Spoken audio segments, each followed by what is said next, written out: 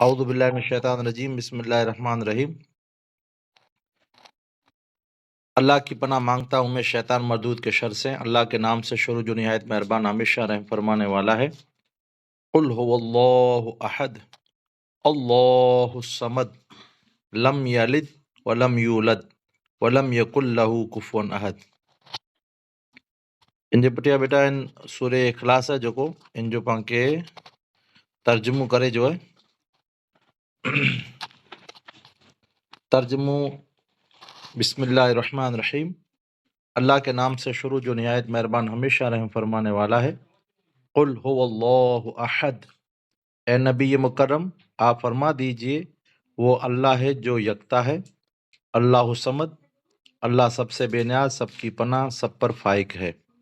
لم یلد ولم یولد، نہ اس سے کوئی پیدا ہوا ہے اور نہ ہی وہ پیدا کیا گیا ہے۔ ولم یکن لہ کفوا احد، اور نہیں اس کا کوئی ہمسر برابر، یعنی ہمسر نہیں ہے اس کا کوئی، یعنی اس کے برابر کوئی نہیں ہے۔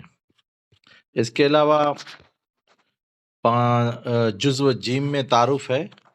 حاصلات تعلیم اس سبق کو پڑھنے کے بعد بچے اس قابل ہو جائیں کہ وہ بتا سکیں کہ قرآن مجید اللہ تعالیٰ کی آخری کتاب ہے۔ دوسرے نمبر پہ بتا سکیں گے انشاءاللہ تعالیٰ قرآن مجید کا مختصر تعارف بیان کر سکیں گے، اور نمبر 3 پہ اللہ تعالیٰ کی نازل کردہ 4 کتابوں کے نام بتا سکیں گے، اور 5ویں نمبر میں ان انبیاء کرام علیہ السلام کے نام بتا سکیں گے جن پر یہ کتابیں نازل ہوئی۔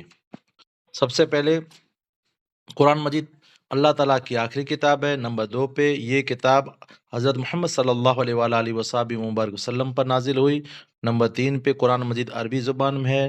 نمبر 4 پہ اس میں 30 پارے اور 114 صورتیں ہیں، اور اس کے بعد قرآن مجید کی سب سے بڑی سورت کا نام سورہ بقرہ ہے، اور اس کی سب سے چھوٹی سورت کا نام سورہ کوثر ہے، اور قرآن مجید کی پہلی سورت سورہ فاتحہ ہے جو ترتیب کے اعتبار سے، اور اس کی آخری سورت کا نام سورہ ناس ہے ترتیب کے اعتبار سے۔ قرآن مجید حضور نبی اکرم صلی اللہ تعالیٰ علیہ وآلہ وسلم پر تقریباً 23 سالوں میں نازل ہوا، اور جبرائیل علیہ السلام کی طرف سے وحی لے کر آتے تھے جبرائیل علیہ السلام، اور قرآن مجید کی پہلی وحی غار حرا میں نازل ہوئی، اور یہ غار مکہ مکرمہ میں واقع ہے۔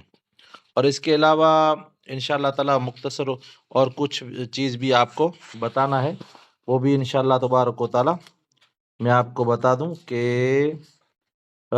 اپنے جو رشتہ دار ہیں ان سے تعلق کس طرح رکھنا چاہیے، انشاءاللہ تبارک و تعالیٰ اس کا مختصر آپ کو ذکر کر دوں۔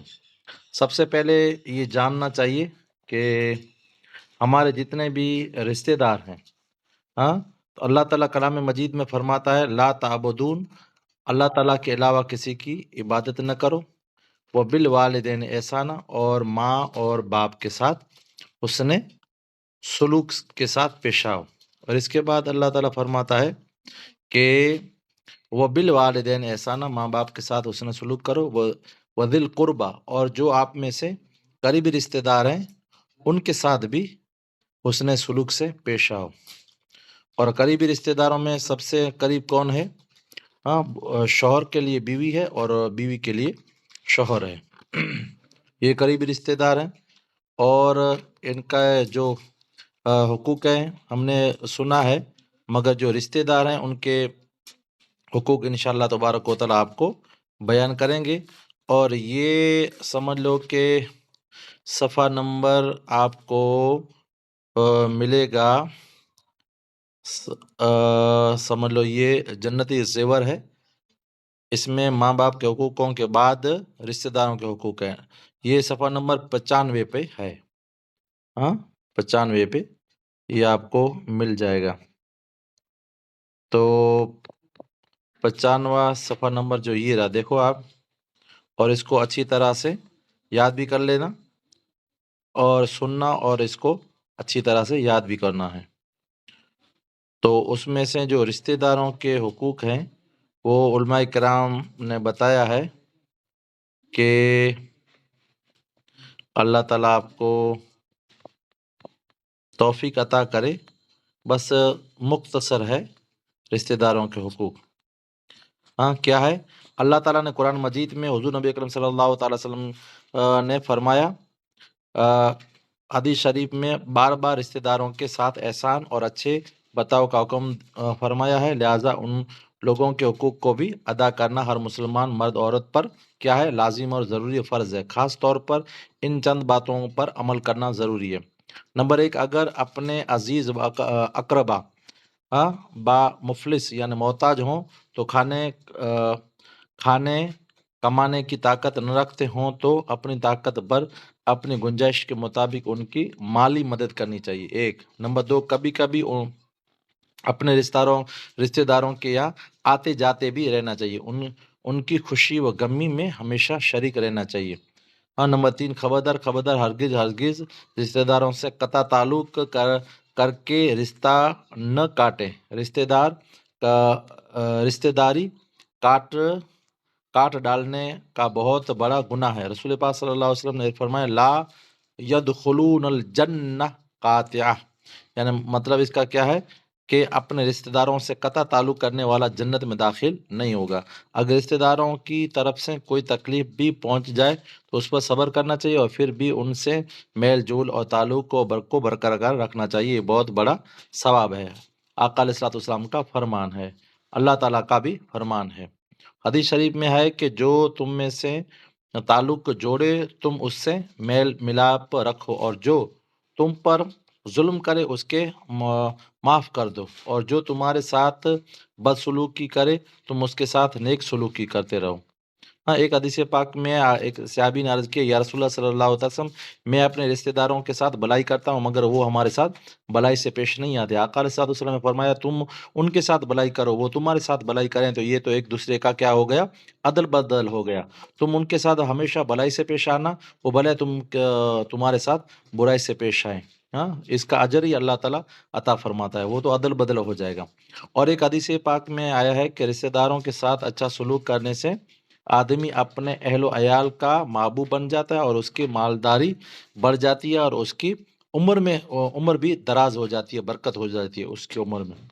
اور اس حدیثوں سے یہ سبق ملتا ہے کہ رشتہ داروں کے ساتھ نیک سلوک کرنے کا کتنا بڑا اجر ہے، ثواب ہے، اور دنیا و آخرت میں اس کے فوائد منافع کس قدر زیادہ ہیں، اور رشتہ داروں کے ساتھ بدسلوکی اور ان سے تعلق کو کاٹ لینے کا گناہ کتنا بھیانک اور خوفناک ہے، اور دونوں جہانوں میں اس کا نقصان اور وبال کس قدر زیادہ خطرناک ہے۔ اس لیے ہر مسلمان مرد عورت پر لازم ضروری فرض ہے کہ اپنے رشتہ داروں کے حقوق ادا کریں اور ان کے ساتھ اچھا برتاؤ کریں اور نیک سلوک کرنے کا خاص طور پر دھیان رکھیں۔ یاد رکھو کہ شریعت کے احکام پر عمل کرنا ہی مسلمان کے لیے دونوں جہانوں میں اصلاح و فلاح کا سامان ہے۔ شریعت کو چھوڑ کر کبھی بھی مسلمان دونوں جہان میں پنپ نہیں سکتا۔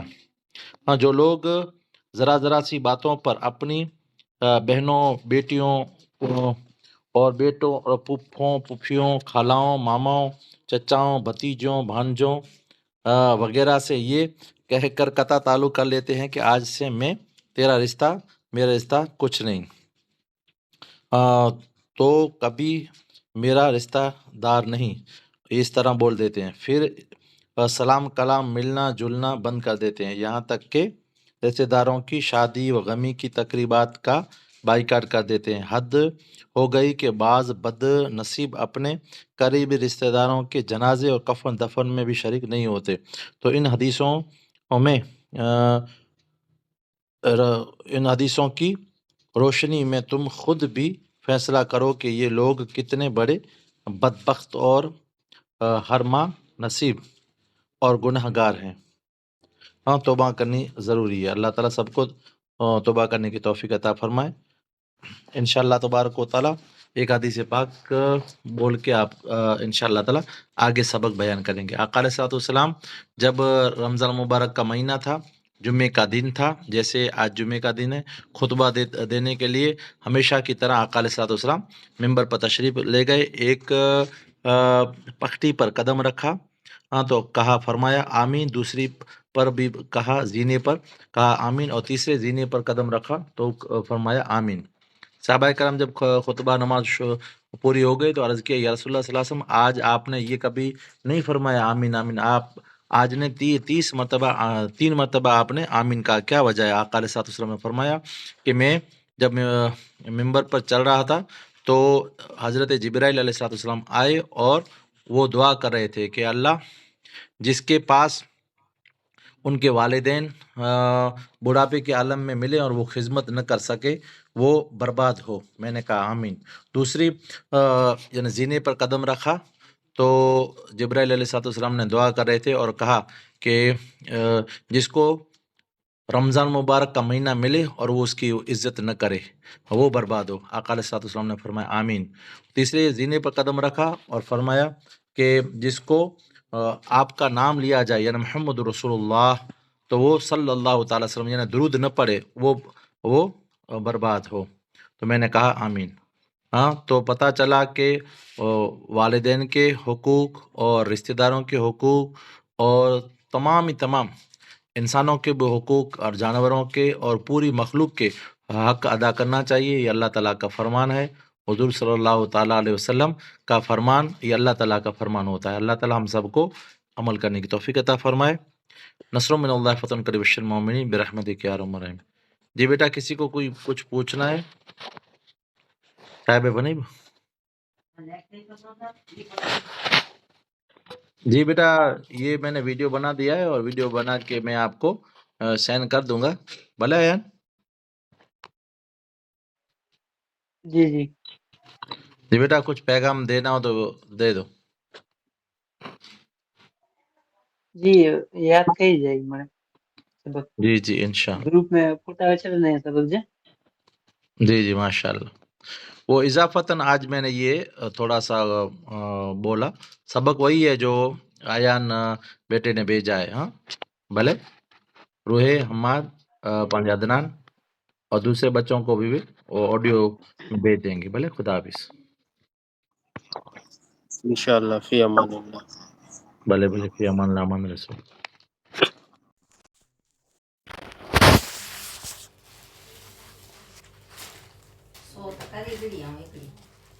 واہ رے واہ، تو پہل نمبر ہمیشہ آئی ہے نا، اج پہل نمبر آویل